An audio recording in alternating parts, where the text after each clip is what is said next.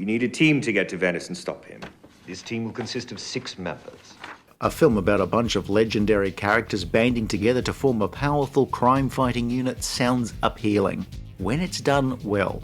However, when the concept is not done well, you will end up with something like this. I'm afraid that's not the sum of our problems.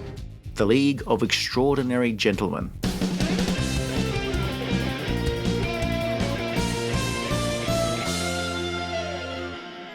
Your mission is to stop me. That, of course, I cannot permit. Comic book publishers have often had their superhero characters crossing over into each other's stories and having team-ups like the Justice League or the Avengers. But how about we take well-known literary characters in the public domain and have them team up and pop up in a new story? The League of Extraordinary Gentlemen began as a comic created by Alan Moore and Kevin O'Neill and first published in 1999. The League took a number of famous literary characters, all the better if they're in the public domain, and turned them into an Avengers-esque unit, as in these Avengers, working together to fight major crimes, stop wars, etc.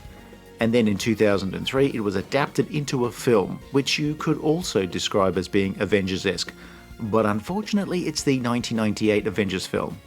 You are the League of so-called Extraordinary Gentlemen. When you talk about the League of Extraordinary Gentlemen, you'll hear infamous, career-ending, and just plain bad.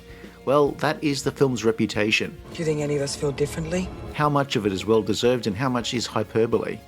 Well, no, actually, it's mostly well-deserved. He's not wrong. It's 1899. Some villains invade a factory and destroy some zeppelins with a harpoon gun. Though, since these things were usually filled with hydrogen, you probably could have gotten the exact same effect with a candle from a birthday cake. In Africa, a British official is waving his big empire in the face of legendary adventurer Alan Quatermain. Quatermain, for his part, isn't having a bar of it. Until, of course, his favourite watering hole is blown up. I'm in. Excellent. Pack for an English summer. Back in Blighty, Quatermain meets the head of the British intelligence service, M, who's got a mission for a new unit of crusaders he's putting together. Their official title, the League of Extraordinary Gentlemen, but ones who are crucially in public domain. They workshopped the title a little bit and just went with League of Extraordinary Gentlemen for the sake of some semblance of brevity. Extraordinary gentlemen indeed. There's an Invisible Man, Captain Nemo, Mina Harker, and for some reason Dorian Gray. Also along for the ride is American agent Tom Sawyer and a little later on Dr. Jekyll. The beauty of being able to cherry pick from public domain characters is that you already have some name recognition, but at the same time you don't have to bother with creating original characters. In the case of the film it makes no odds since they all ended up as cardboard cutouts anyway. It's very American. Fire enough bullets and hope to hit the target. On board the Nautilus, Captain Nemo's advanced submarine, the League head for Venice, where their task is to stop some madman, the Phantom, from destroying a peace conference. First, there's a stopover in Paris to capture a monster who turns out to be Dr. Jekyll, and then we have a bunch of scenes that attempt to build up the characters. Alan Quatermain seems to have everyone around him die, Tom Sawyer is a crack shot but no one seems too interested in getting to know him. He gives off the vibe as somebody looking for the approval of Quatermain, but to no avail. Nemo has kept away from the world. Mina Harker has ended up a vampire after a tussle with Dracula.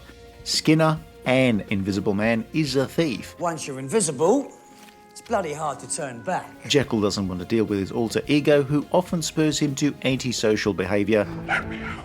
And lastly, there's Dorian Gray, who seems to be on the mission because he's apparently immortal thanks to his painting. Look, we'll explain later. Once we get to Venice, things pop off. Up to this point, the film had a little promise and wasn't actively terrible. But then somebody pressed the button marked shit sandwich, and lo and behold, fresh shit sandwiches will be delivered to your door. Likes the sound of his own voice, doesn't he? So, Shitty Sandwich 1 is that while Skinner was suspected to have been in league with the Phantom, no, it was actually Dorian Gray.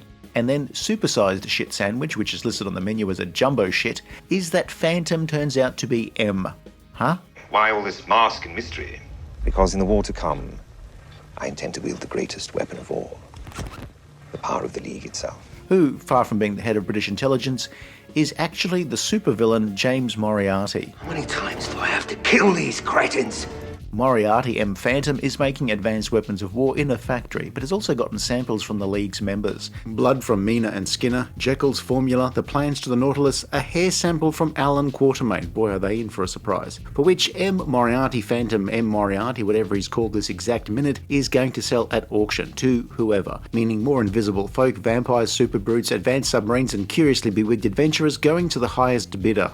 This is where Skinner signaled he'd meet us. So we wait. Then after a loud and messy series of action set pieces, we see an invisible henchman, an even bigger brute, and then they're dealt with. M. Phantom Moriarty M. Phantom is taken out by Tom Sawyer, and everything else is sorted out, though Alan Quatermain will succumb to his injuries and die. The remaining League all attend his burial back in Africa, but it looks like magic might bring him back for a sequel. No, actually that was it, this was the one shot. The League of Extraordinary Gentlemen proved to be not so much extraordinary, but extra, space, ordinary. Not just ordinary, but really, really ordinary. Sean Connery is the undisputed star of the film. Even in 2003, his name was the only one associated with the movie to have marquee value. And I'm not the man I once was. He was well paid. A big chunk of change from the film's budget was listed in a column titled Sean. With Connery's salary taking a hefty chunk of the film's nearly $80 million budget, the rest of the cast are solid but not particularly expensive actors. Some you may recognise from elsewhere, and a few that you may not. They'll pop up in lots of genre fare, but rarely in something with the sort of high profile that League of Extraordinary Gentlemen was aiming for. Peter Wilson was in the 90s La Femme Nikita series, and in this film replaced Monica Bellucci, who was unable to make filming dates when another film shoot ran long. I'm curious how you think you'll assist me, Agent Sawyer. Shane West as Tom Sawyer. He'll live to fight another day. Tony Curran as an Invisible Man would later make a memorable guest appearance as Vincent van Gogh in Doctor Who. Van Gogh. And they'll provide an antidote. Well, that's if I'm a good boy. Jason Flemyng appeared in many British productions, including Lock, Stock and Two Smoking Barrels, and even popped up as another scientist as Professor Quatermass. Dr. Jekyll. At your service. Nasir Rudin Shah is the star of countless Indian productions. You underestimate the Nautilus, sir. Stuart Townsend briefly played Carl Kolchak in an updated version of The Night Stalker. And Richard Roxburgh, fairly well known in Australia, would appear in the following year's shitfest Van Helsing. If you want to know why I don't think this film is irredeemably terrible, it's because Van Helsing was irredeemably terrible, redeeming this film ever so slightly. No really, Van Helsing is atrocious in a way that this film on its darkest and most depressive day could only ever aspire to. The cast are, in general, solid, and nobody stands out as being especially awful. Director Stephen Norrington started off as an effects artist before becoming a director. His 1998 film Blade was a hit, so he was exactly the sort of person you would hire to direct a film like this.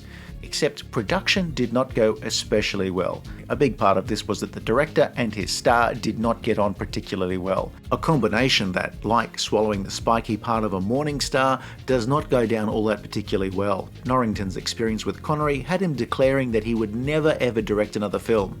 Skinner, I want you dressed at all times, eh? Or it's my put up your arse. The League of Extraordinary Gentlemen is an effects-heavy movie, most of which comes off quite well for a 2003-era film. There are lavish sets and costumes enhanced by the effects artists. Any more like me, and I'll lose the franchise. League of Extraordinary Gentlemen does at least mostly look very nice. There's a lot of effort to make this look quite special. And then, even when the plot turns to mush, the visuals are still mostly decent.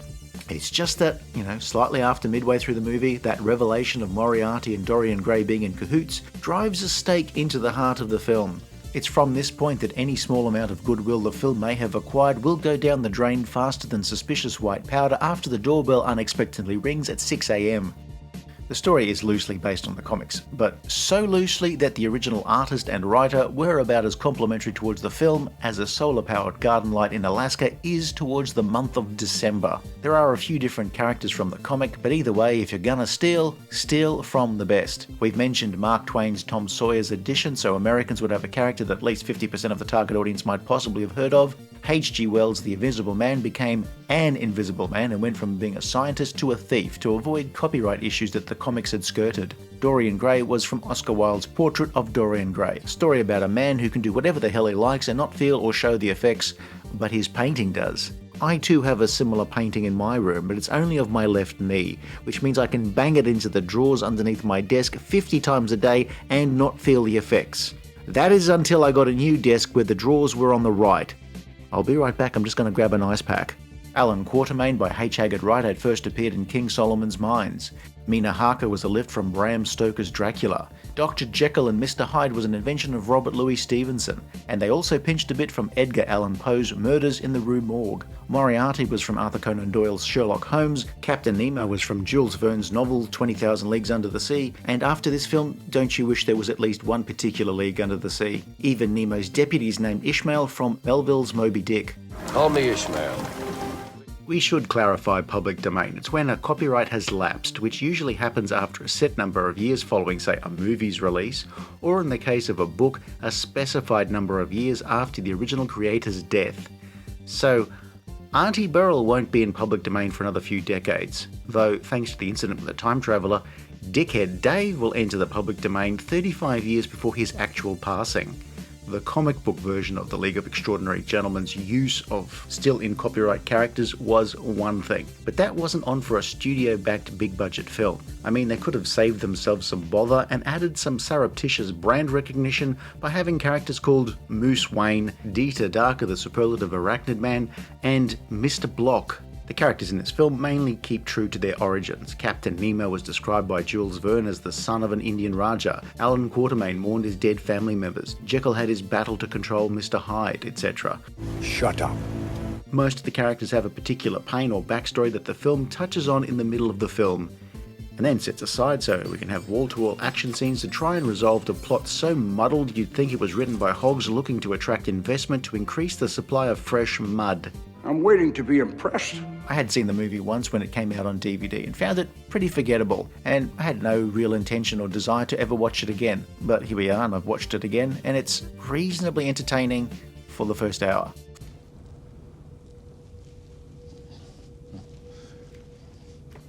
So in the end, it is bad, but enjoyable enough. I don't say rush out and see this film post-haste, but if you manage to press play while hovering over this, then there are worse ways to spend your time. Some of those worse ways include breaking a toe, pulling out weeds from a hedge, or dealing with a head lice outbreak on the Wookiee homeworld of Kashyyyk. But conversely, there are also so many better things to do with your time, which is pretty much how Sean Connery saw things, and his experience making League of Extraordinary Gentlemen would spur him into retiring.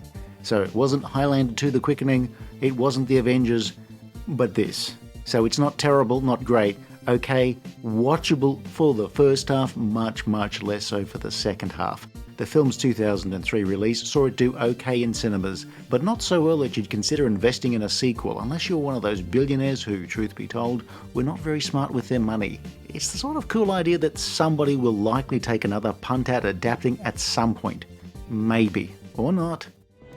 Morse code. What's it say? Hello, my freaky darlings. League of Extraordinary Gentlemen, despite a decent start, ends up as an unfortunate mistake, like mixing up the food truck with the truck emptying the septic tank. Not the whole thing. If you enjoyed this video, please like and subscribe, leave a comment below, or check out some of our other videos.